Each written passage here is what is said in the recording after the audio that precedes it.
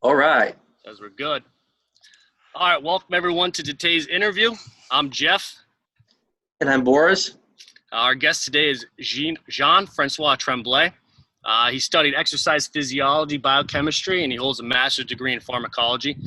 He's also a student and researcher at the University of Quebec in Montreal. We have him here today to discuss peptides and their potential benefits. Welcome, Jean. Appreciate you taking the time to sit down with us and talk about this stuff. Thank you for having me. Did we miss anything in your credentials? No, that's pretty. Well, I did a few other things, but really unrelated. So. Well, he also runs Can Lab. That's in Montreal. Yes. Canlab.net, correct? Yeah, that's the web store. If most information actually is on the just Can Lab Facebook page. That's where I put up sometimes. I don't like to write information. I should put more now. Canlab.net is the web store where we provide peptides. You synthesize your own peptides, am I correct? We do. Again, as Jeff mentioned, I've studied in biochemistry, but my main knowledge is in pharmacology. So I do work with a biochemist in the lab, is the one actually synthesizing the stuff. I'm learning at the same time, but is the good one with that. And anecdotically, CGC 1295 was discovered at that same university I'm at. And is the one who synthesized the very first molecule of CGC 1295. Wow. So he has been in that field since the beginning and even before. Your lab's attached to the university, right? Yeah, well, I don't know in other countries or like the US, but here there is a symbiosis where we rent space in the university to set up the lab. So that gives us access to equipments we may not have. The peptide synthesis, we have more, there is like 4 peptide synthesizer, 3 HPLC, plenty. But, it makes it easier if you want nitrogen, to freeze the vials before lyophilization. You need to deep freeze them. So it's easier to get, you have, it's all set up for that. And we do, he does peptides for professor there doing research on other peptides or anything. So it's kind of a symbiosis thing. They help us with that, and it's cheaper to rent, and we provide some services to the university in return. Yep. So I think that leads into our first question then, because the general audience isn't going to know exactly what a peptide is. So if we can kind of give a general overview of what they are. Basically, it's a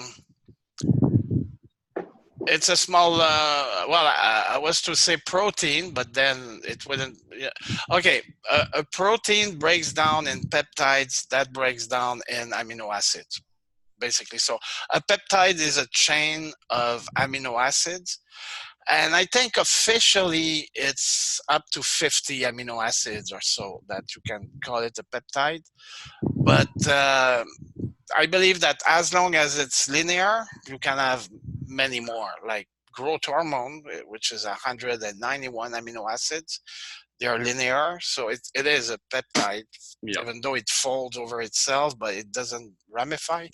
So it's still a peptide. So a chain of from 2 to 50, 100 amino acids. Yeah, and so they usually work in the body as like a signaling molecule, right? Signaling, more so than working in the body, they all produced in the body to start with. Peptides, they're not compounds that some crazy scientist in the lab comes up and invents. first they find them in the body. You know, when they do analyze blood, fluids, tissues, they say, oh, there is that bunch of peptides. They have no clue what they're for. Then one by one, they take them out and they say, okay, let's try to find out what they do. And many times, like DSIP, now they know, but for many years, they knew it was produced in the body. Yeah, and so that's delta sleep-inducing peptide? That's right, but they had no clue where it was made. So, but they knew it was made in the body because that's where they found it. So basically, that's how. And there is a big pool to investigate. Right now, there is more than 7,000 peptides that are produced by the body. Many of them, they just know, or we just know they exist. We have no clue what they do. So that's why there is so much research being done, because more are discovered, and okay, what do they do? And bang, suddenly they find, oh, well, even insulin's a peptide, right? It is in a way, yeah. Because first it's only amino acids. The structure of insulin, I don't know if it's complex enough to be classified. Well, it's not a protein, so if it's not a protein, yeah, it's a peptide. Yeah, well, so there are peptides that are FDA approved. It's not, a lot of people have never heard of them, and they're wondering why they haven't heard of them. So it's, they are available, and they're being researched right now. But there are ones that are FDA approved right now. In general terms, not that they're approved, but they're not disapproved either. Yeah. It's kind of a gray zone where they say, okay, we don't disapprove them in a certain way because they can't, because we produce it naturally. So it'd be hard to disapprove. Yeah. But to put some legal limits to it, I guess they don't see it as risky for people to use it, so they don't rush up on that class of products. Well, they can't be patented, right? So that's why a lot of pharmaceutical companies that's the thing. Some people, because there are patents on all of them, but if you look at the patents, they're actually not on the product itself because they cannot be patented. They're patent on how to make them, on the process of making them. Yeah, and that's where the name comes from usually? No, not in that case. The name comes by, for some reason they give it a name. And then the patent comes, okay, because they find it naturally in the body. So then they name it. And then they elaborate a biochemical way to make it synthetic, to make the same. And they patent the way they make it, and many times it's going to be 2, 3, 4 pathways, biochemical pathways to make it, to cover their ass. But you just change one thing in the process, and then it's not the patented way, so you can make it. Yep. So so today we're going to concentrate on peptides that help with chronic autoimmune disorders and illnesses. Okay, great. So let's start with the first one, which is the flagship peptide, usually B157. Is it? Yeah, it is. Yeah, it seems to work in so many different ways that it benefits quite a few different issues. Both in research and clinically, it's being shown to be an amazing peptide. When I introduce people to that peptide, sometimes I feel like those quack doctors 100 years ago who would sell snake oils that cures everything, Yeah. But except this one works. It's when I started using it myself in a clinic sense, many times people would come up to me and they would say, hey, do you think it would be good for this? I have this. And I would look up literature, couldn't find anything. I say, well, I don't know, but there's only one way to find out. So they would try it, and bang, it would work for this, for that, and there is. I don't actually remember. It would be faster to say what it doesn't work for. That would be very fast. So what doesn't it work for? I don't know. So far, I don't recall not working with something to some degree. So a lot of people that we come across in our space, with the Facebook group that we run, are people that are dealing with, chronic inflammation, with autoimmune disease, the leaky gut, that kind of stuff. And it seems like it plays a huge role in lowering inflammation. It does, yes. Which can, provide tremendous benefit people that, for Crohn's disease, for anything that's, inflammatory with the gut.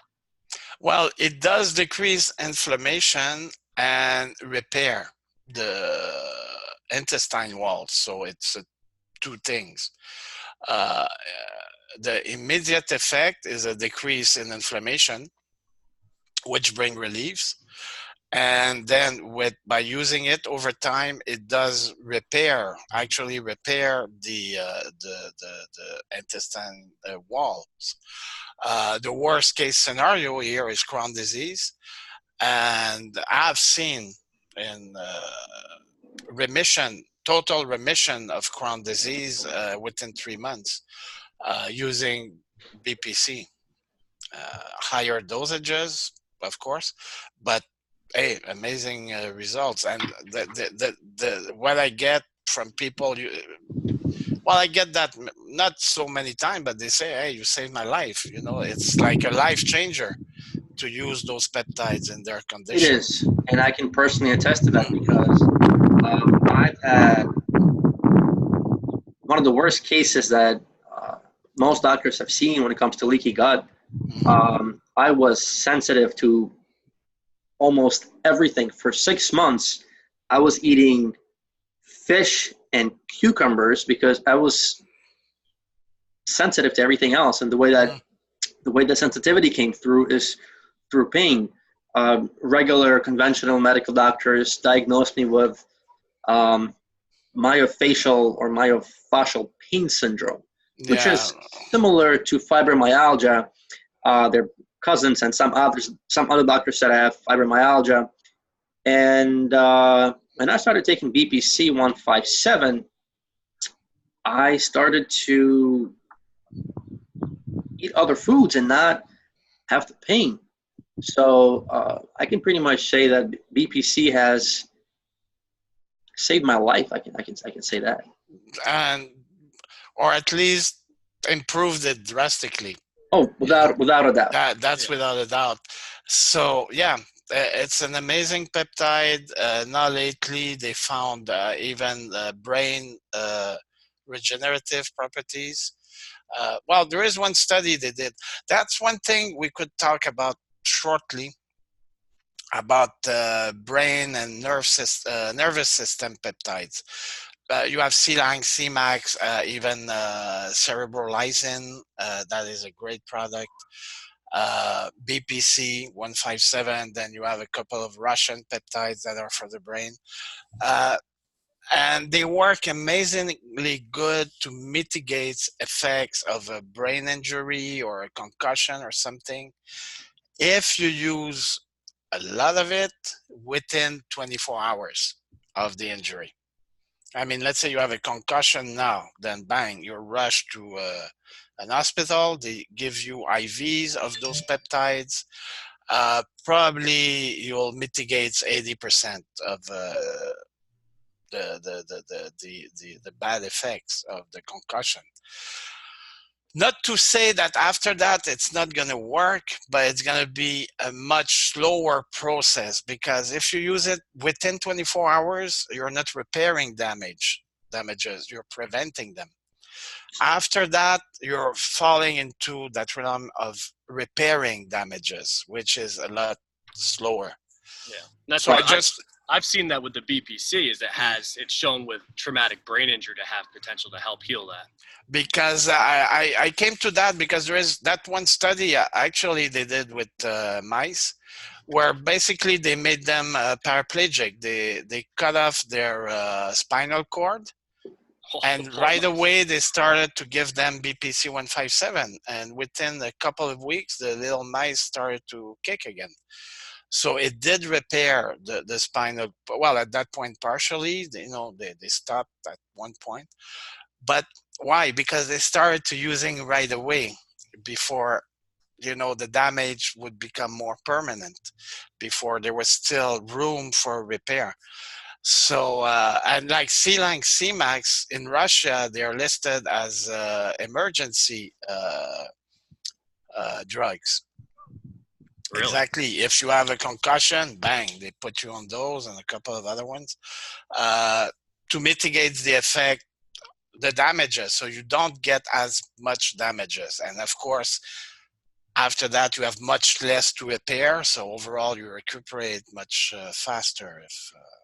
I see. So would you say that BPC 157 could be taken for anything that has to do with inflammation? Yeah. Yeah, of course. And basically anything you have will bring about inflammation. So. Right. So clinically, excuse me. So clinically now, what is BPC 157 used for? Well, right now it is used for gastrointestinal disease or permeability, Crohn's disease, and all that. It is used to repair. What it's mostly known for, to repair tendons, ligaments, bones. It's actually great to repair the liver. Oh. If you have someone who would have sclerosis or fatty liver, that would be a good product to use. I had a client, she had liver cancer, and she survived, but she was left with scars on the liver. You could see with ultrasound. So at that time, I told her, I said, take some BPC, and she did only for 3 weeks, 10 milligrams. And they were recent. Again, that recent thing is important here, because it doesn't kind of scars in place. So when it's recent, it heals better. So, basically the story is that in 3 weeks, 80% of the scars were gone. That's amazing. And usually none should be gone. Doctors, they wouldn't believe it. And that you get that a lot. My doctor doesn't believe it.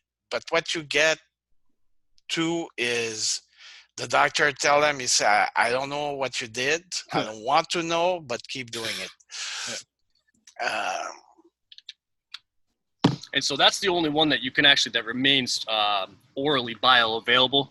That's one of the few peptides that you can take orally. It's one of the very, very few. And even then, it is partly digested. So basically, you have to at least double dose to... Even at exactly double, you don't get quite the same effect. You would need to take more of the double to get similar effect. So now you have that thing to make it, is it a question of finances at this time, Yeah. So let's talk about... Go ahead. Let's talk about dosages. Well, if to get X results, you need to inject 0.5 milligram a day. To get the same healing, you would need to orally take 1 milligram at least. So that's for a severe case. Okay. Let's come to that, and that's the heart of most of my consults. It's dosages, because right now, and I'm sure many people listening see doctors that do prescribe peptides, but we're at the beginning of them using it, and they because they do consult with me too, and from their own, how do you say, they tell me straight up. They say, look, I prescribe them, but I have no clue what I'm doing.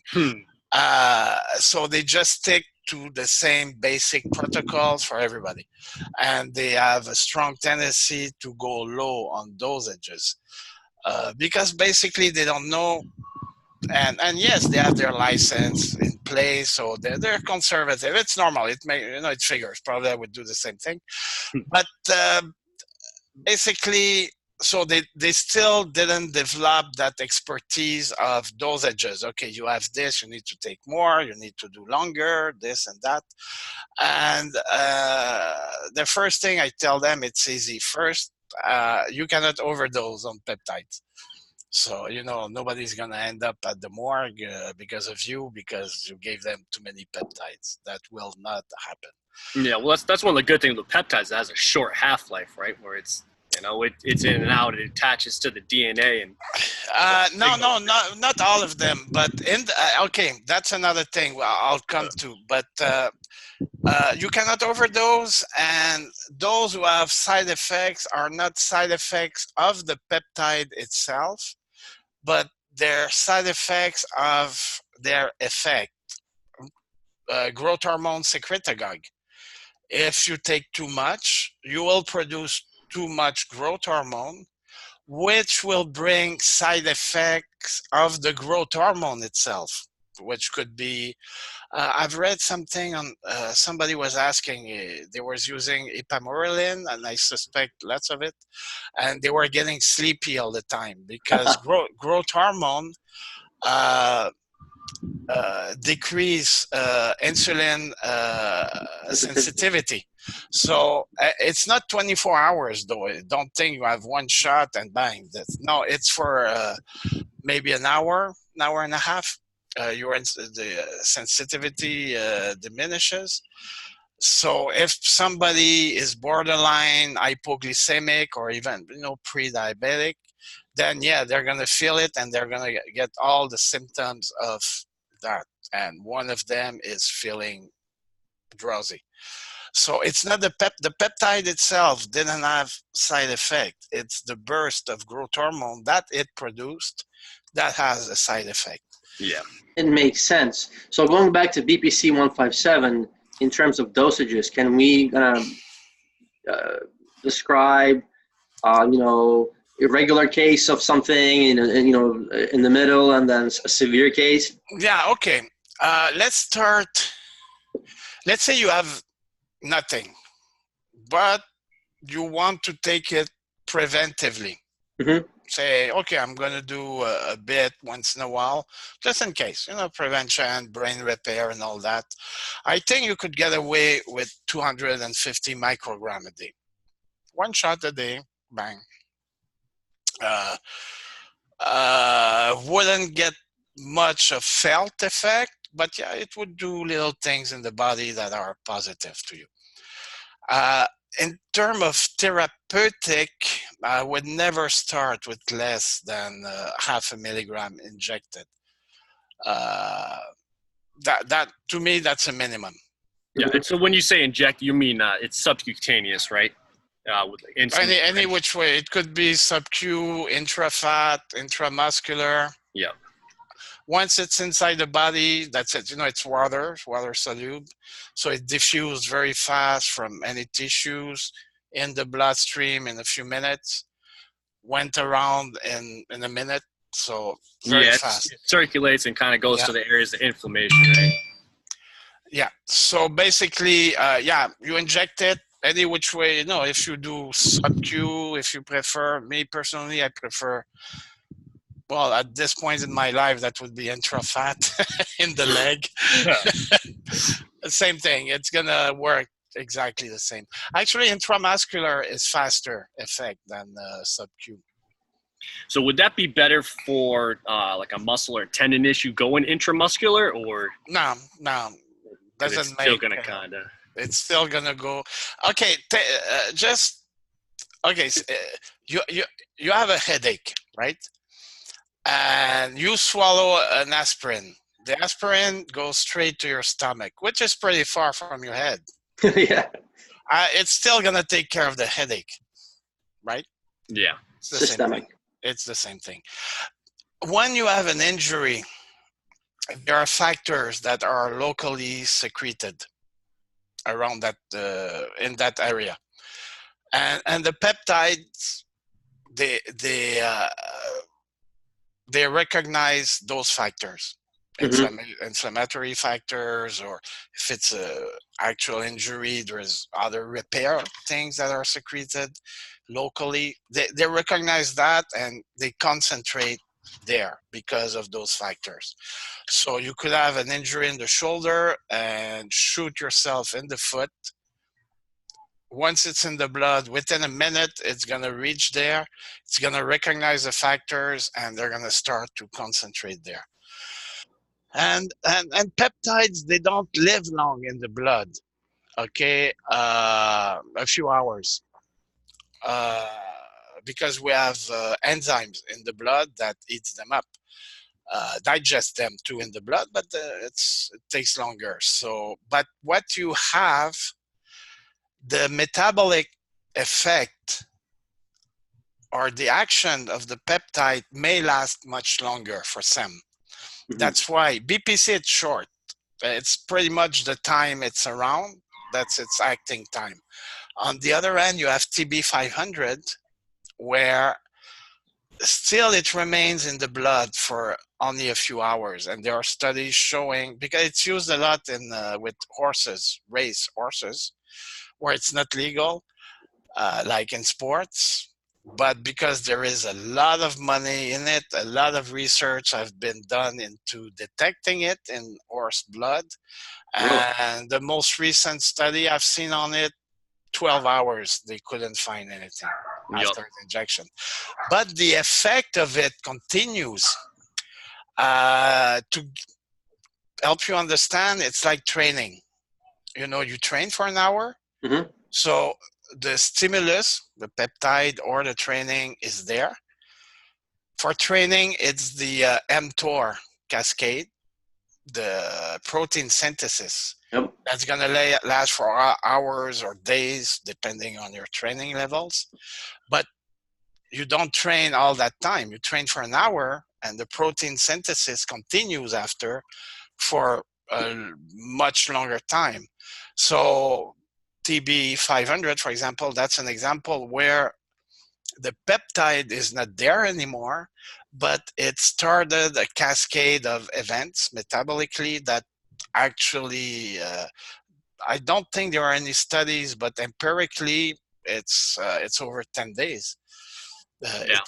And so both of those, they upregulate healing. So both of those are, tendon, muscle, ligament that they've shown to have benefit. Yeah. But for some reason, it seems that BPC is much better for guts in particular.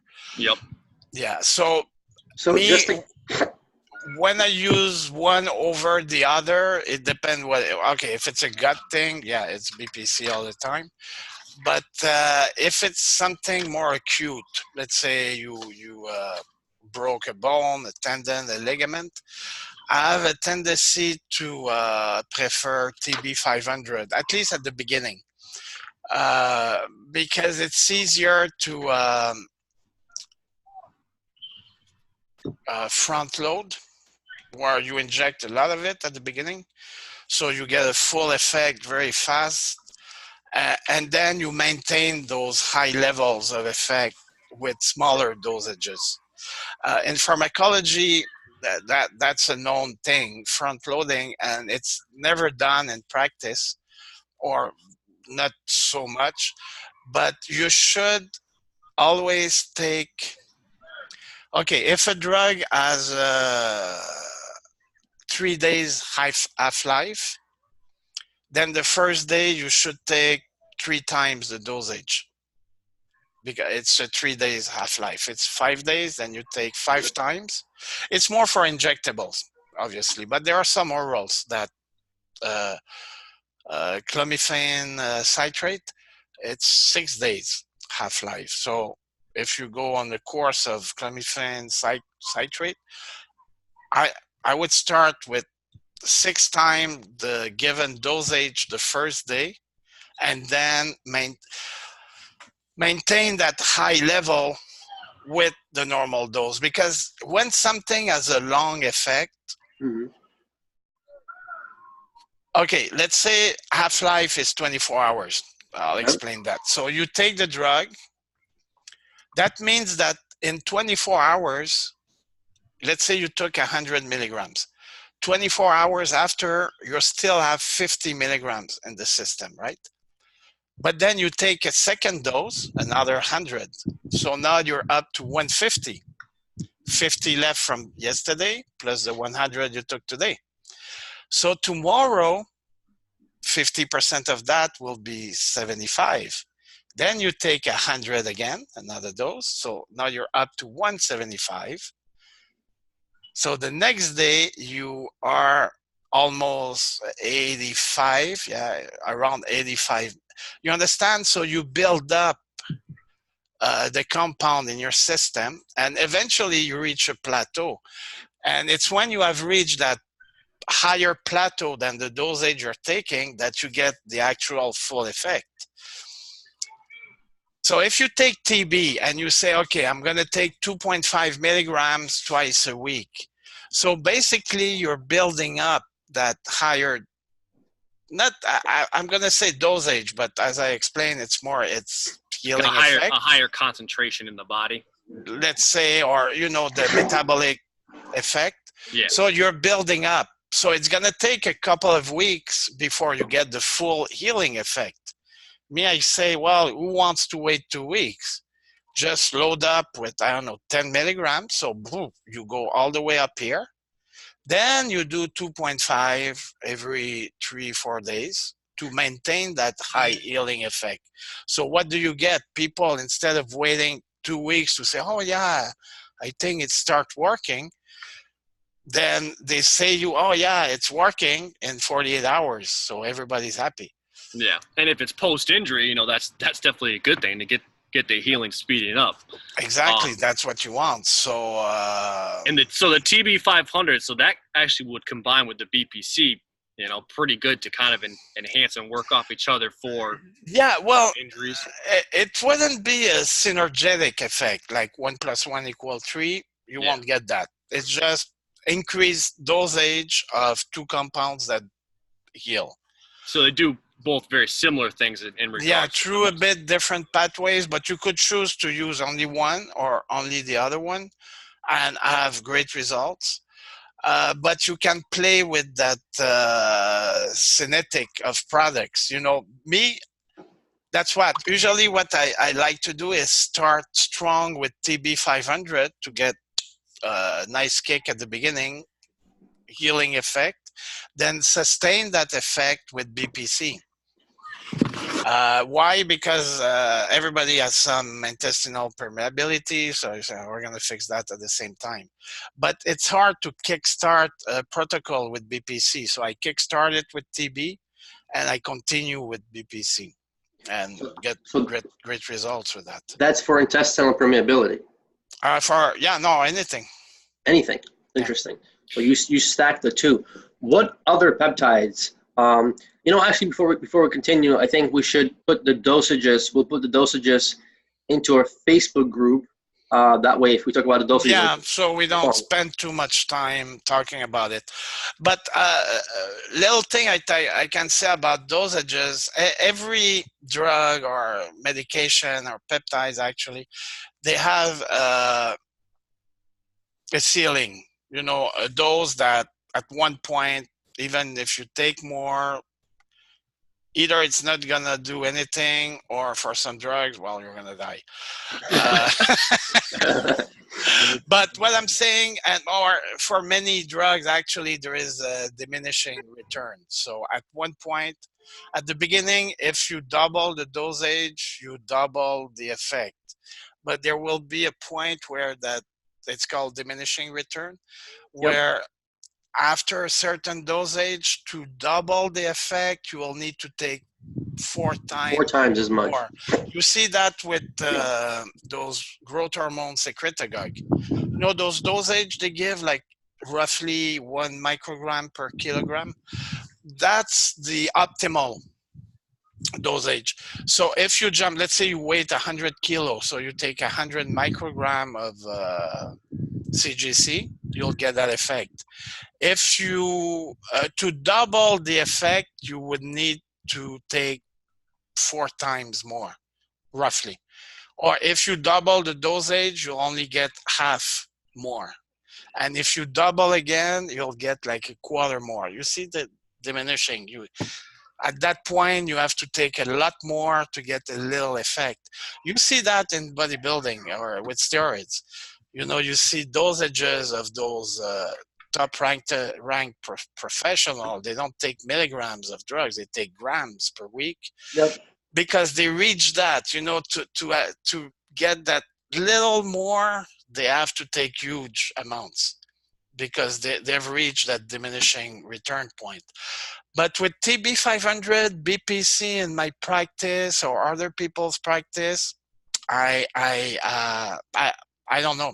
I never reached it yet. So far as I've increased the dosage, the response was always proportional. The more you take, more response, faster. So the minimum effective dose usually with BPC I've seen is it's 250 micrograms is seen like a starting point. Yeah, well, again, I see it more as a preventive dose. You could start with that, if you're in no rush. Yeah. But, or to assess, well, I would say, but to assess what? Nobody's allergic to it. There is not much to assess. It's going to work and it's dose dependent. So you start with a small dose, it's going to work a little. You use more, it's going to work more. Yep. That makes sense. So if we can make a PDF on some dosages, and that would be great. We'll put that into our Facebook group, which the link will be in the description below. So let's continue. What other peptides are good for autoimmune chronic illnesses?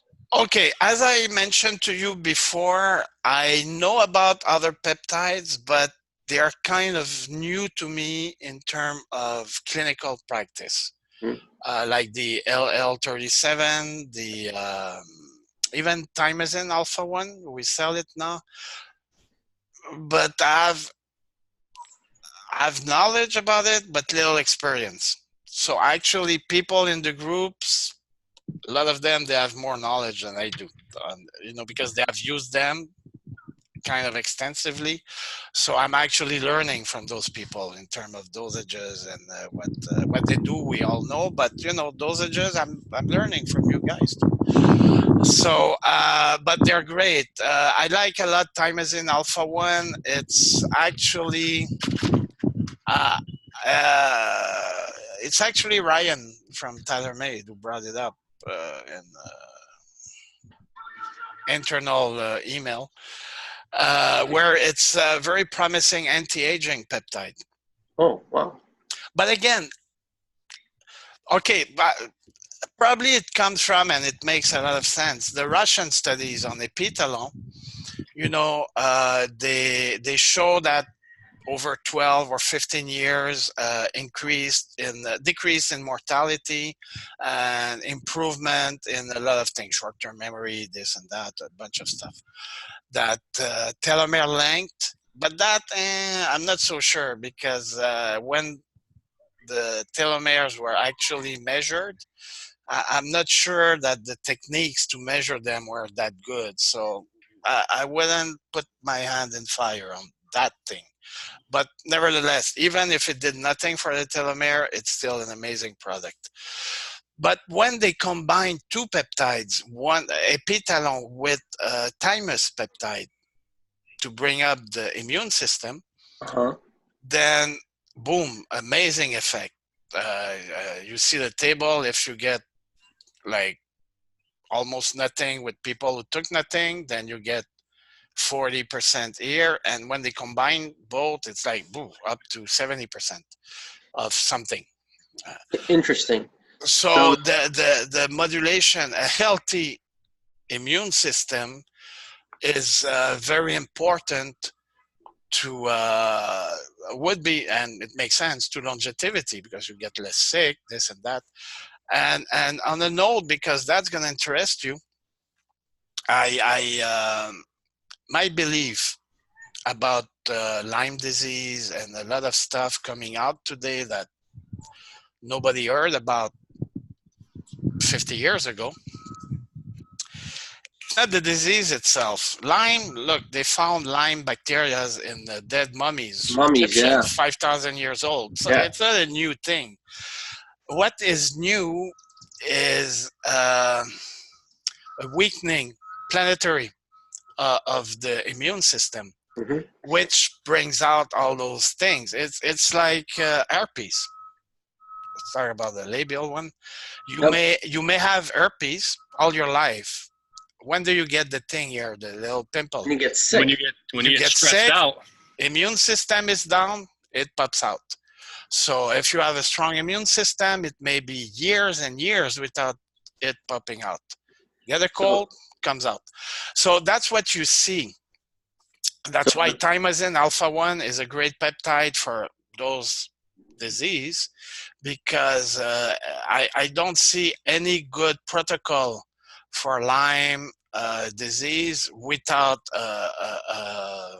immune system boosting part. Yeah, and that's where we see the TA1, kind of getting recommended is for Lyme disease and the immune modulating.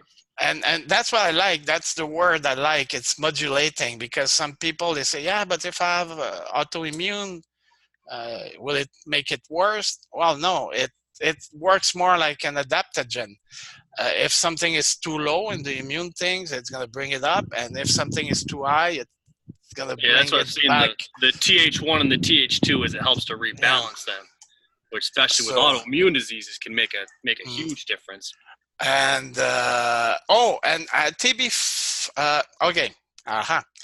not TB 500, thymosin beta 4, because they're two different peptides.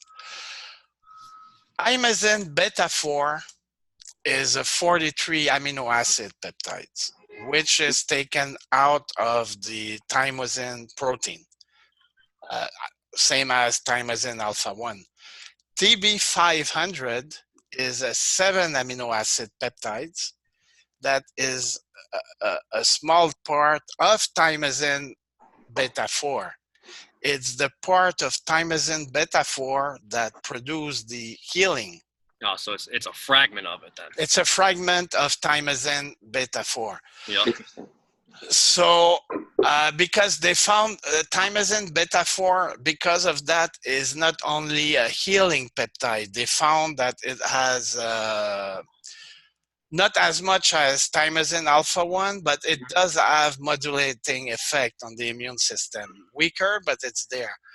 And they even found lately, before they thought that it could induce cancer, because they found that around cancer cells there was more higher concentration of it. But then they say, no, it's not there it didn't produce a cancer. It's there because it's fighting the cancer. So it's cancer protective. So that's why, we make the thymosin beta 4, not the TB 500. But what I will come out soon, we have both. So we'll offer both.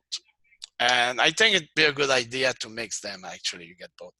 And because on a short note, if you guys want to get a 10% discount coupon for Can Labs, you can go to our Facebook group and you'll find it there. And once again, our Facebook group will be down in the description. Great.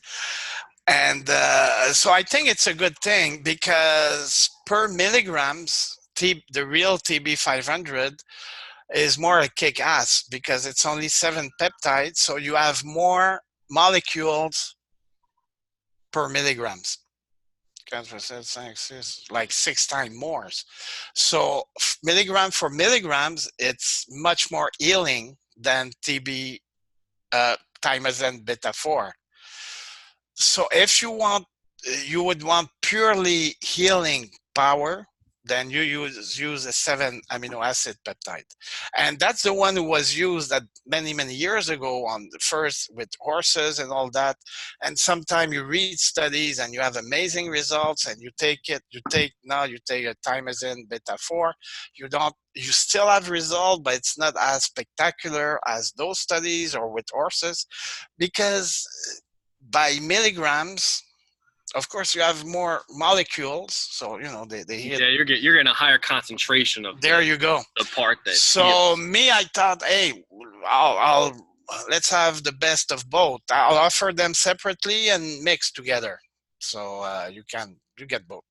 There you go. Excellent. Okay, so let's talk about LL37. Not much is known about it, I think, but well, it's antimicrobial. I have no experience at all with it. By popular demand, we're making it. We're gonna have some very soon on the web store, but I'm not at that point yet where I could talk about it more than what you can read. I'm slowly educating me on it. That's the thing, selling them. I try to keep close contact with my clients, even at distance. I always tell them, hey, let me know how it worked. I like to get feedbacks. Plus the clients I see in person, that's where I get my clinical experience. And, sometimes I tweak with them, try this, So it's an antimicrobial as well as an antifungal, from what I understand. Yeah, from what I've seen, it's a great product. So. People with yeast overgrowth are having great effect from taking LL37 from what I've seen. No, I see it amazingly good. So what other peptides do you think can be beneficial for people with a compromised immune system? Well, those Russian ones okay. When you take peptides like thymosin alpha 1 or to a point beta 4, let's compare it to the pancreas, right? Let's say your pancreas is sick. What's going to happen? You're going to become diabetic type 2. There you go. If it's very sick, the cells don't produce insulin anymore, you're diabetic type 1. So what do? You take insulin. Yeah. And then you regulate your glucose level. So when you take thymosin alpha 1, you're doing the same thing. You're not improving the thymus health. You're taking insulin. You're taking what the thymus should be producing, or end result. So meaning you have to take it. Exactly. Always. You did nothing to improve the actual gland that regulate the immune system. So those Russian peptides, there are two. They're Violin and Timalin. Because Timalin, I wrote something somewhere in one of the groups. They're very different. Timalin with an A, it's 2 amino acid peptide. That's the thymus. That's our group. Yeah, you wrote in our group. Bioregulator. The other one is a longer peptide. It's Timulin, which actually 2 is a fraction of thymosin, or close by. It's related. So not that Timulin, it is a good peptide, but if you take Timulin thinking it's Timalin and you do it to improve your thymus health, well, it's not going to happen. So you have been fooled. And that's what, and the most amazing thing, you go back, I even posted, go on Alibaba, those Chinese guys, even them, you type Timalin, nothing comes out. Or if it does, it does. A couple of years ago, nothing would come up. Now you type Timalin, it comes up.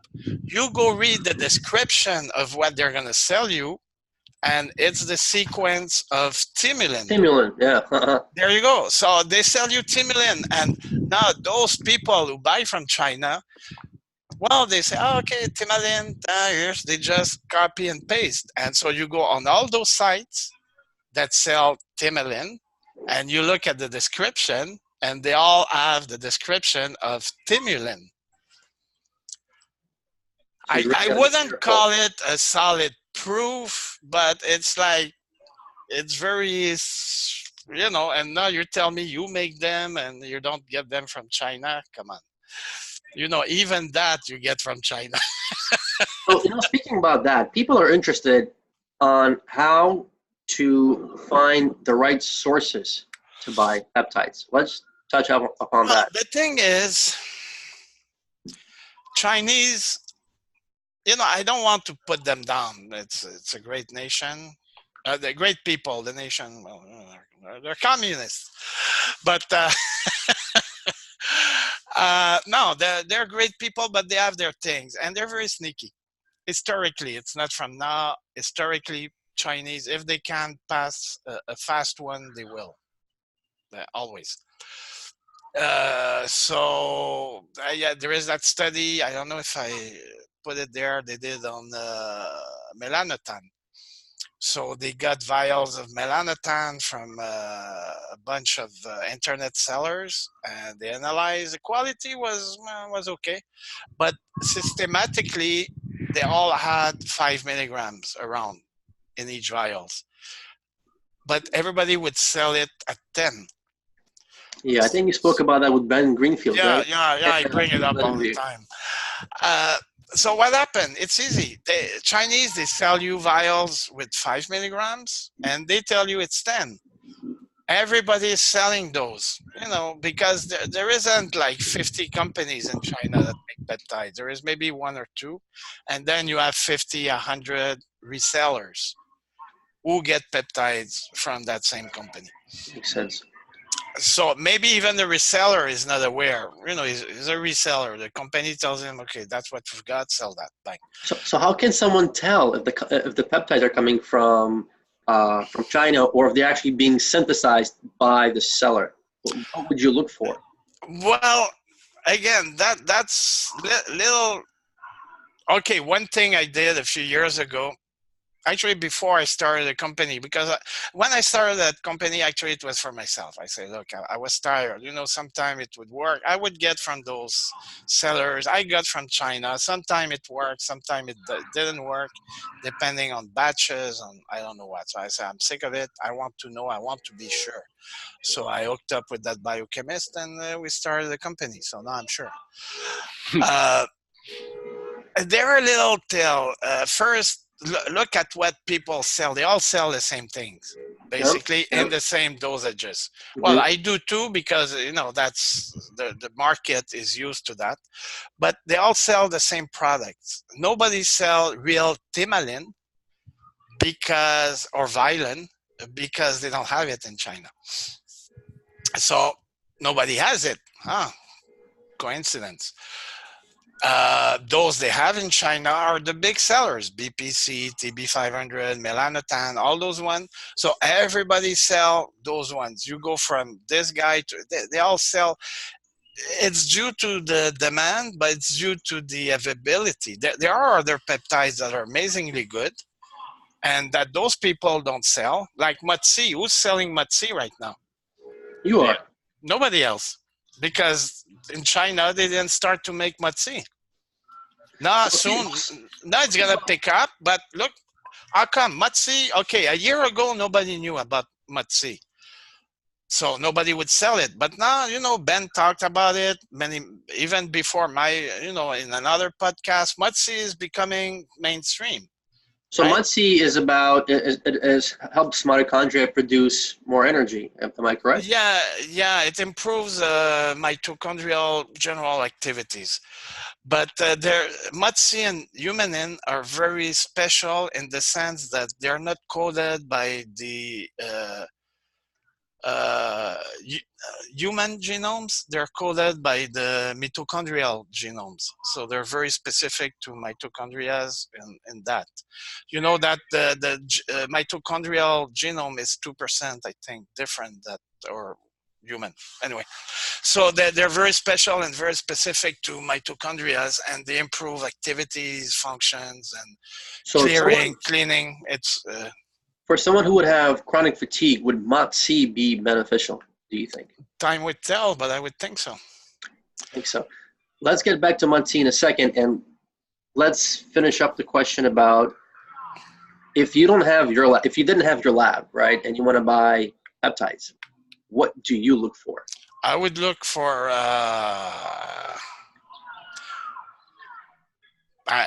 at this point, I mean, for myself, or like somebody like you look for, or for yourself. I mean, some people don't know that your company exists, or they're from a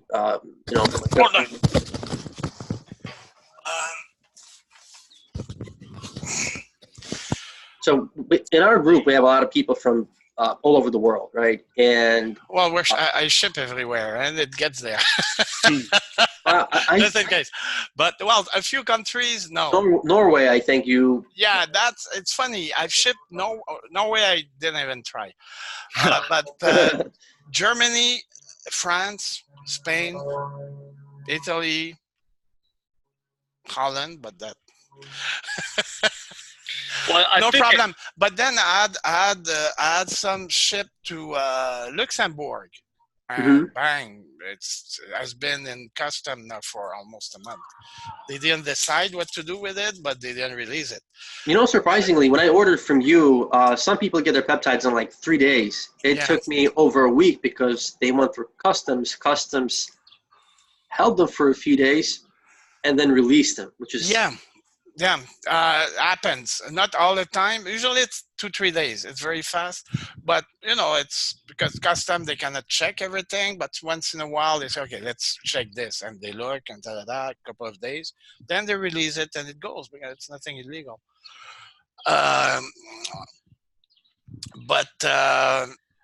Okay, what would I do? Man, I don't know. Well, so it kind of goes into what the industry is. You know, if someone wants to look into peptides, they are available online, but they're sold as for research purposes only. But most of those internet companies, China. Okay, yeah, you could go to any lab, university lab that has peptide departments, and they could make them for you if they're willing to. But that would be very expensive. That's the thing. There are legit companies like, okay, if I sell TB 500 at the price I sell it, because we have the volume. Now, if a research center or a university, and they do tesamorelin, we cannot make it. Because the biochemist I'm with is under contract with Terra Technology, which is a Montreal company that has the patents for. So that's the only one I'll never be able to sell because of that contract. We do, but then the price is different, of course, because you are a research professor or a university, and you get a grant of $3 million to do research. So me, I know you got 3 million, no? So it's like the space shuttle, you know, where they would sell the toilet seat for $6,000 or something. You know, because everybody knows the money is there and it has to be spent. So it's a whole thing. So yes, it's going to be more expensive for those people. So now if you go to see those places where they make only that, they're going to sell you high price, and you can find them on the internet. Me, I remember when I first got interested in peptide, that was like, I got information out of a French magazine. They were talking about melanotan, you know, when they started the research in Arizona and that. And I did find a company in the US who would make it for me. It would have costed me at the time $1,000 US per day. For 1 milligram. So I said, okay, I'll wait.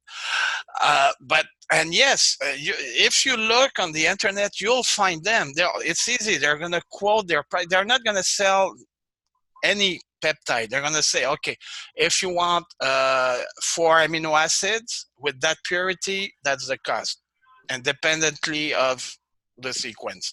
5 amino acids, that's the cost. 6 amino acids, that's how the most legitimate one works. Are those compounding pharmacies? Is that what you're describing?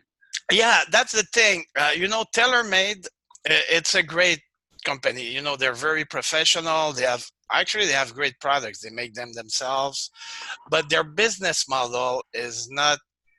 It's for a specific market, and they have to charge. But think the business aspect of it. They only work with doctors, so many times, not all the times, but probably many times, if it comes through TaylorMade, which is a compounding pharmacy, insurance will reimburse. So, it's a little machine to where everybody support everyone. So maybe you're going to pay 5 times more for the same peptide as me, but if you go to a doctor and you have insurance, maybe it's going to be covered. So at the end, it's going to be cheaper. Yeah, that's a great option, because that's, we're just trying to give people what options are available. And I would never discourage anybody to go with TaylorMade. They have amazingly good products. They're very professional. And yeah, except that their business model asks for a higher price. They're expensive. They're quite expensive. Yeah. And, another reason why we're asking you this question is because a lot of the people that are coming into our group, they're very new, they're very green, and we don't want them to, buy something and hurt themselves or see no effect. We just want to educate. That's what we described as the market. Is we know a lot of it is coming out of China, and a lot of people are just reselling. So it's obviously okay. Let me explain the details. Let's say we make thymosin beta 4, 43 amino acids. Mm-hmm. The way we make it, or Alain, my biochemist, there is a little process with microscope. You bind one end of the first amino acid, so when you throw in the second one, it's going to bind on the right side, and so on and so forth. But you start one amino acid, then you add a second one, and people ask us if we are GMP. GMP applies to human drugs, right? When it's sold in pharmacies and all that. GMP, it's just general manufacturing practice, applied to supplements and drugs, humans. So technically, we are GMP without this GMP seal.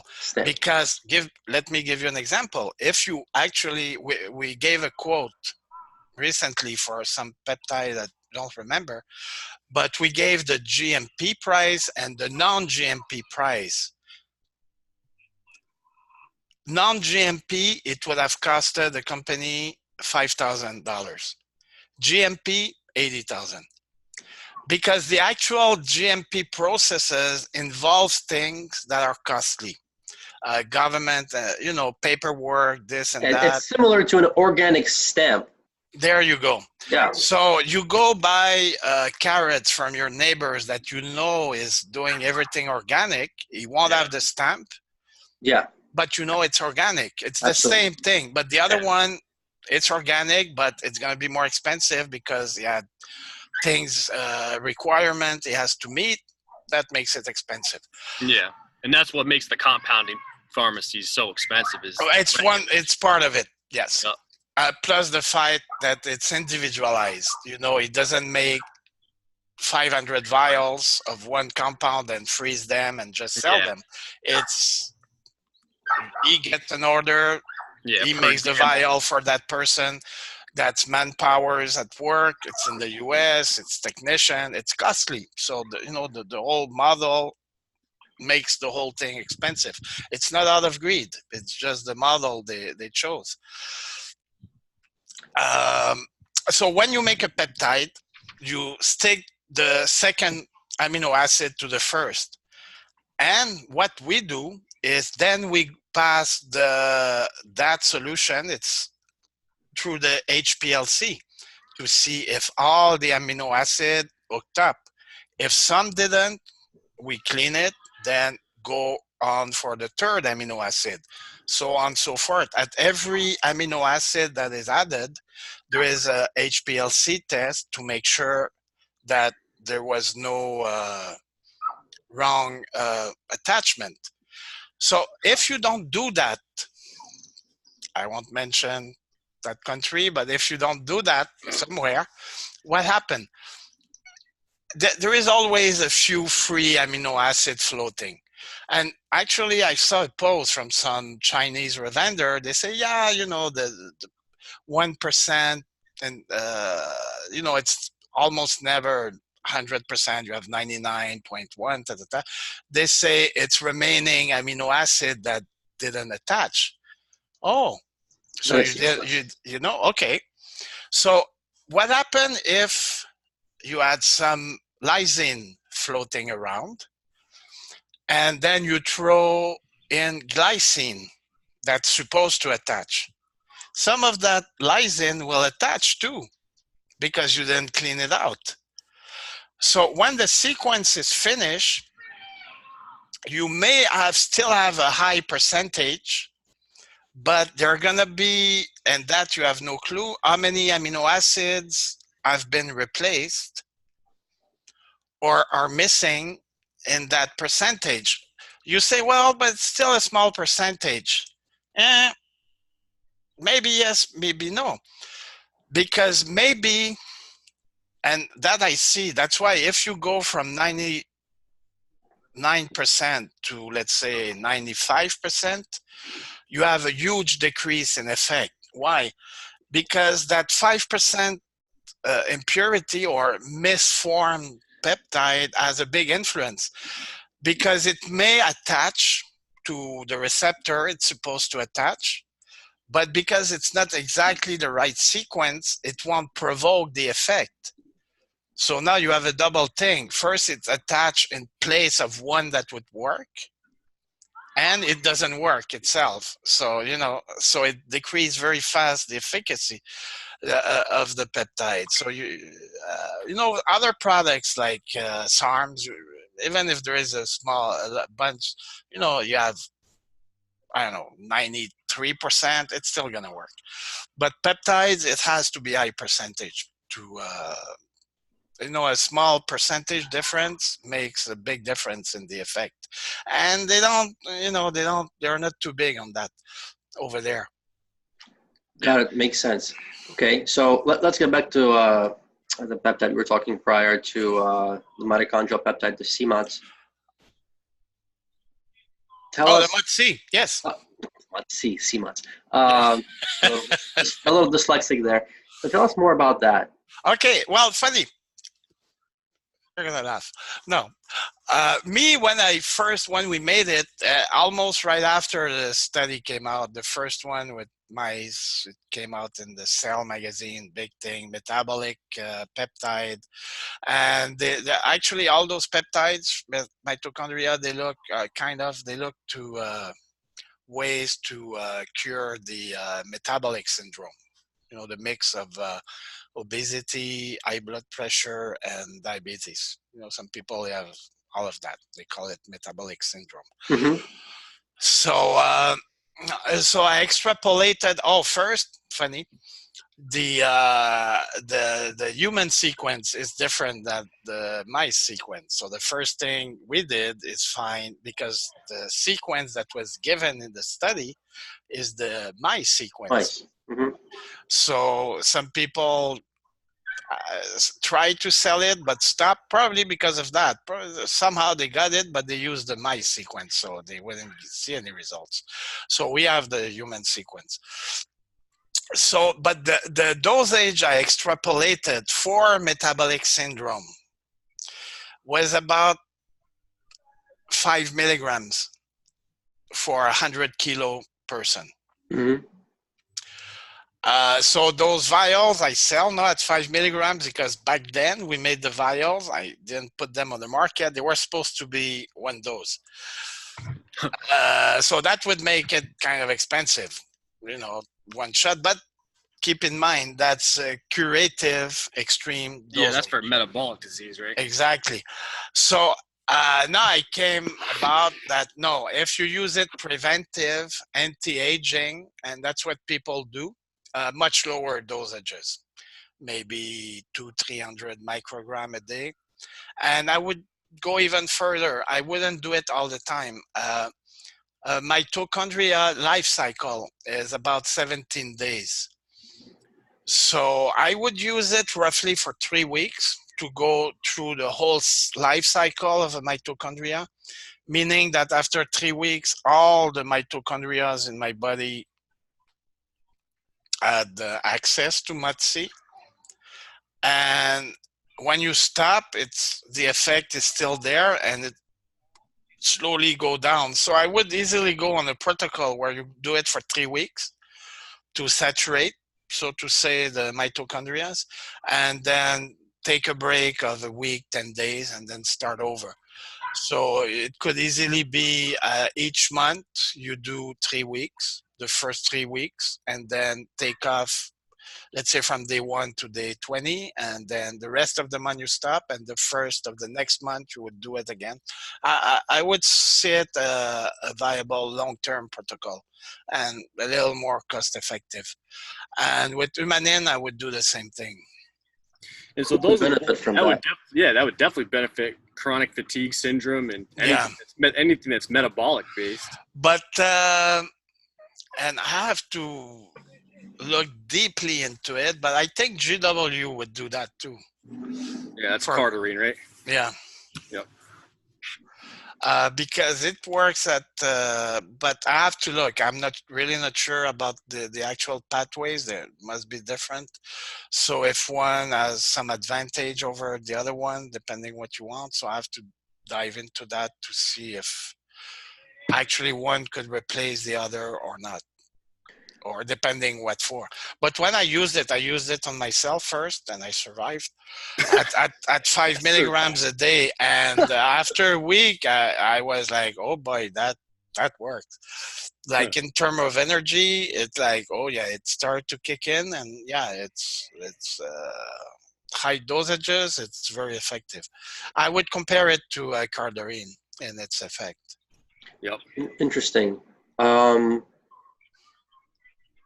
there any peptides that help with getting rid of heavy metals from the body, or detoxing in general? None that I know of, except for the fact that the healthier your body is, the better it will use its own natural pathways to detoxify. So of course, if you have a strong immune system, everything, low inflammation, then when you have low inflammation, everything works better. Training, without a doubt. Yeah, I felt that with the BPC. Yeah, definitely. But a little trick, because I do have a background in nutrition, and I don't. It's not called, well, it's not functional medicine. It's functional nutrition. One of the best detoxifier for heavy metal, because some of them, like spirulina, they say, or they use it, but actually it doesn't detoxify. It just moves from the heavy metal from one place to another. Yeah, relocates, right? Yeah, so that's not so great. But to really get rid of heavy metal, it's malic acid. So you take high dosages of magnesium malate. Great to detoxify, because the malic acid, when it's released from the magnesium, binds somehow to the heavy metals, and yes, eliminates them.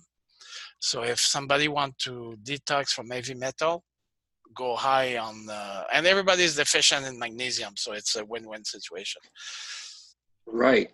So what do you know about the peptide called VIP? Because I've heard that it helps. Yeah, I think you wrote it there. Or I have no clue what it is. I have to look into it. VIP stand for? I'm not sure what it stands for, but there's quite a bit of buzz about it being able to help people with I think I did. Toxic mold illness. It gets rid of the mold. Yeah, I started to search a bit on it. I don't remember what I found, maybe 1 or 2 studies. I couldn't tell you on this one at all. I'll look into it though, but I have no clue. Okay. Well, we'd love to. Helps to get rid of the body's infections and biotoxins is what it is. But I know a lot of people have been talking about it, using it for mold. Oh. Yeah, no, so I'll look into it. Very interesting. And mold is a big problem. Huge. I mean, right now I have it's classified as chronic fatigue, and this is the best I've felt in 3 years. Before I had problems sitting up, even walking. Wow. But I believe that I was exposed to mold.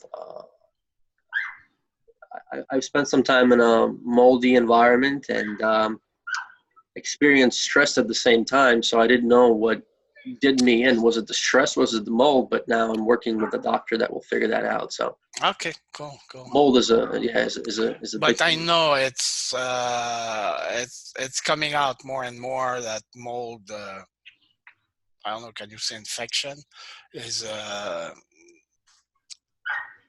in the back of many problems, and now they start to find out that's because of that. Yeah, many chronic illnesses. Well, yeah, chronic. Well, a lot of they're saying autoimmune issues. They say can be traced to chronic infections. Is what I keep hearing. Okay. Yeah, they say a lot of things. So. Exactly. There's endless things. But it really seems like it's the chronic inflammation. It's the stress load that's on the body today. Well, okay. Me, that's what I tell all my clients. First peptides.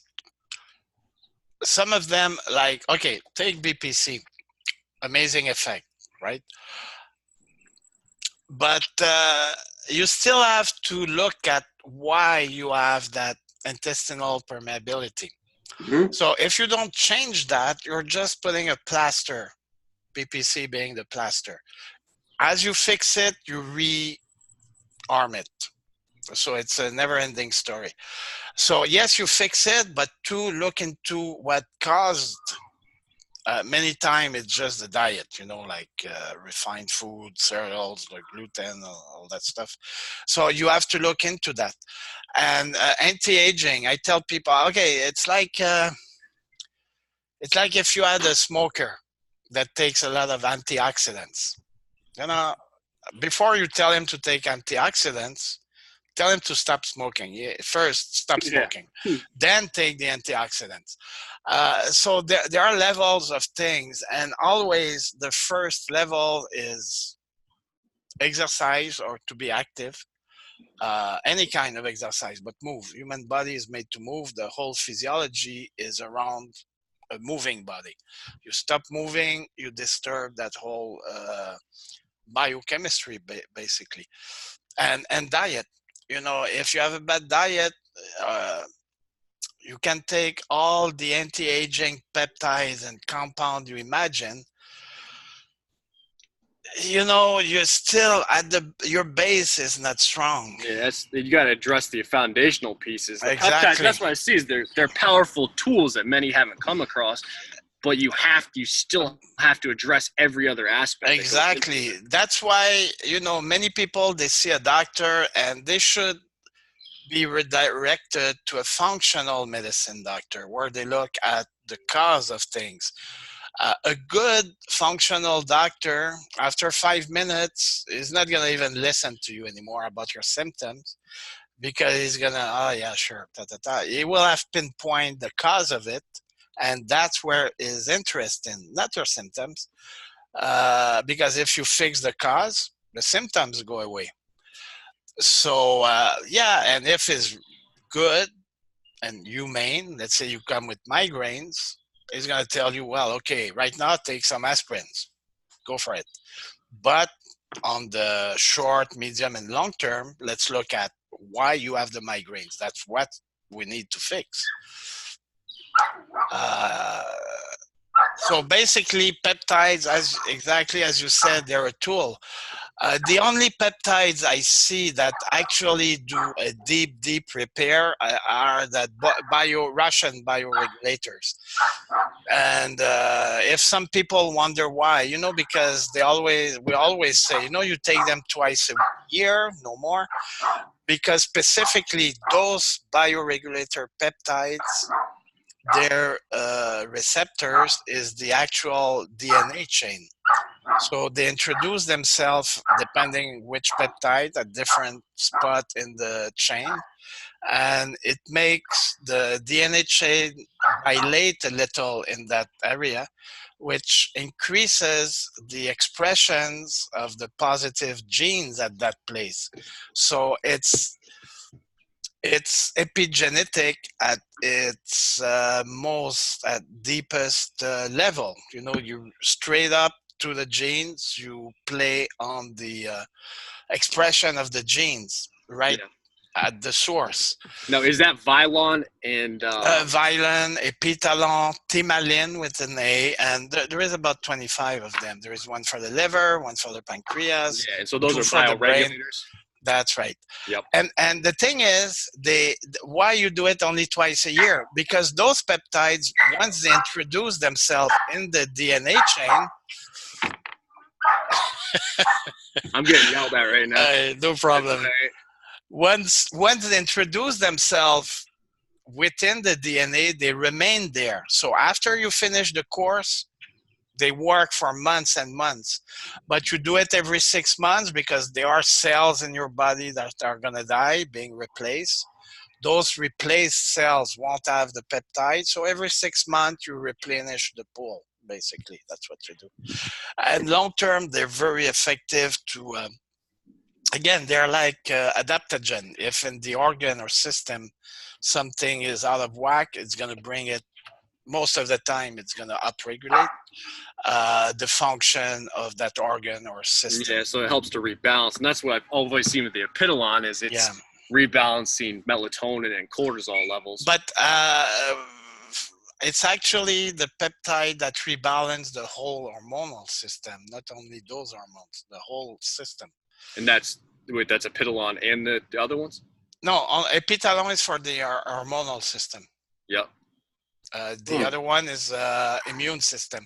So when you regulate those two, you get that very strong anti-aging effect. But more than anti-aging, what I like more, it's even if it wouldn't add years to my life, I don't care. If I live those years healthier. Good quality of life. Yep. That's the thing, because we have seen an increase in lifespan in the last decades, but the health span didn't increase. Yep. Yeah, we can keep people alive, but they're not really living.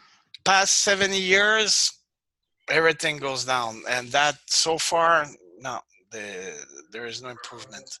It would be great if next time we meet, we can talk about longevity and performance and stacking the right combination of peptides. We can talk about SARMs too. A bit. I'm not so inclined anymore. When I started, that was my bread and butter. Obviously, athletes, SARMs, blah blah blah.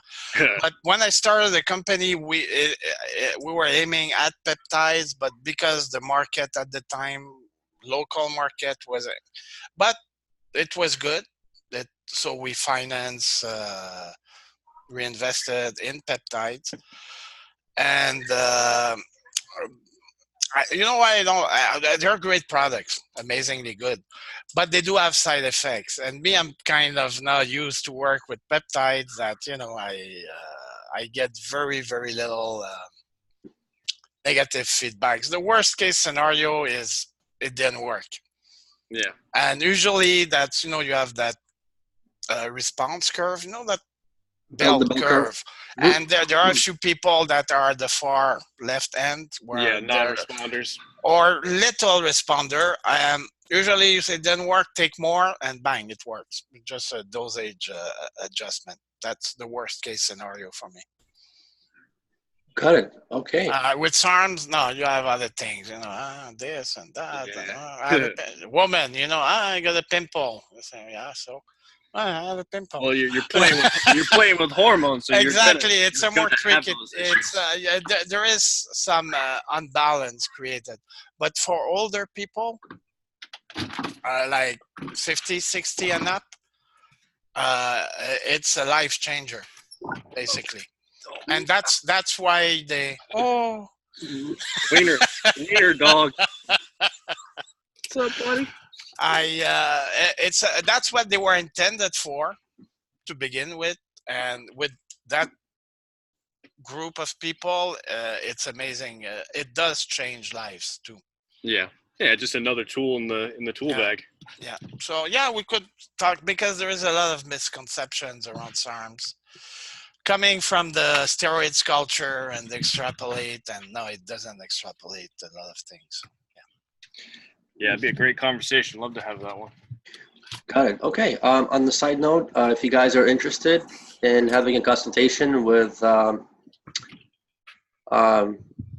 Francois, you'll be more than welcome to contact him. We'll put his information below. And how can they reach you? If you can just tell them. Well, if they go either on the Facebook page of CanLab, there is a message thing, or through the web store, right to the email there.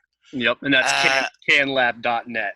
That's right. And if they join the groups, I try, sometimes I don't have time, but I try to be active on the group when I can to give answers. Through there, I prefer actually through the group because many times it's the same questions coming back one-to-one. So when it's in a group, then one person asks a question that maybe 20 others had, so it's answer at once for everybody. So it's more efficient, but don't be shy to write to me. The only thing is, pay attention, people, I hate to write. So if you ask me by email or by message a question that requires a book chapter for an answer, you're not gonna get it. Try to formulate your question so I can answer with yes, no, maybe, I don't know. Then you'll get an answer right away. Or you understand what I'm saying, because some people, they ask me, okay, I want to use this product. How much should I use it? And it's like, whoa. Then it requires a consultation. There's a lot of variables going on. But, if it could be a complex questions. I try to educate through podcast and consultation a bit, but that's a different thing. I will start kind of a blog and with you people on the pages, start publishing thing. But if you ask questions, I will answer yes, but don't expect the full explanation behind the answer. That would be the book chapter. And sometimes I may send one article to back my answer, maybe not, but I just don't have time, to write lengthy answers to everybody. But if you write me, hey, is this good if I do this? Yes, go for it. Excellent. And that's no problem. I answer very fast. Okay. Sounds good. So thank you so much for your time and for sharing your knowledge. Well, it was very nice to meet kind of face-to-face too. So yeah. And hopefully we'll have you more because you're always constantly learning and finding new things. So we'd love to. Oh, yeah. I'm in constant learning process and yeah, we'd love to. That's what I wanted to say too. There are a few people like you two guys, you know more than you think. Many times because sometimes you formulate very good, I put likes when you do that, I like the answer. You know more than you think. You're maybe not as confident about your knowledge, but you're pretty good. Actually, we try to be cautious with our recommendations. Yeah, that's maybe refer to the right people, but yeah, but we maybe with time. But no, you're. I see you're not uneducated on this stuff. I see you did your research and You give a pretty good answer in general. Well, thank you very much. That means a lot coming from you. Thank you. Okay. So once again, thanks a lot, and thanks for coming on, Gene. Hey, we'll talk again very soon. Take care. Have a good one. Bye-bye.